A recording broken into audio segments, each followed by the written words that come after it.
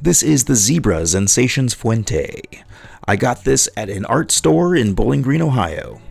Their display said Zebra Zensations, and that's it. But Zensations is a lineup including colored pencils and other products.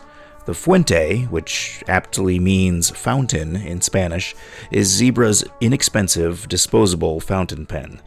It was under $3 and it came in 7 colors, and you can get full sets of them for under 15 bucks. The Fuente writes smoothly, and as is, it doesn't need any smoothing. It's a bit dry though, and it can't quite write from the pen weight alone. But for general purpose writing, you don't want a gusher, and you want to err toward the dry side anyway. It's rather light, but the barrel is wide, so it's good for large, freak hands like mine, and it posts very securely.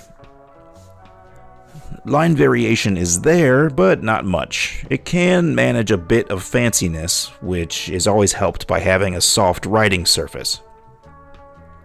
This pen has 2 ink windows, both on the barrel and the grip, and it's easy to see how much is in there. Some demonstrator pens, others with ink windows, and some cartridges, they can get coded by their design or by the properties of the ink used.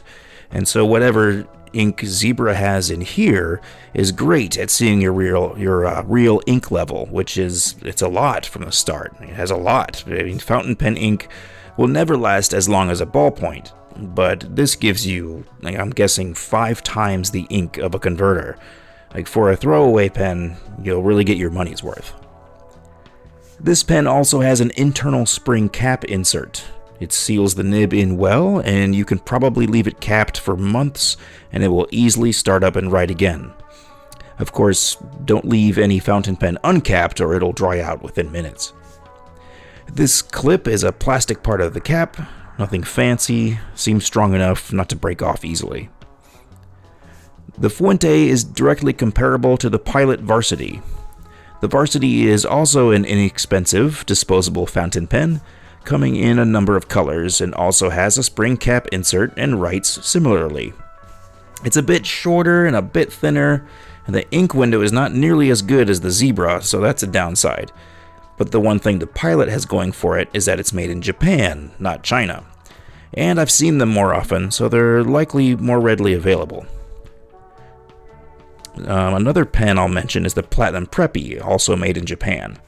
The Preppy is a bit more expensive, but it's definitely in the entry-level and affordable fountain pen category.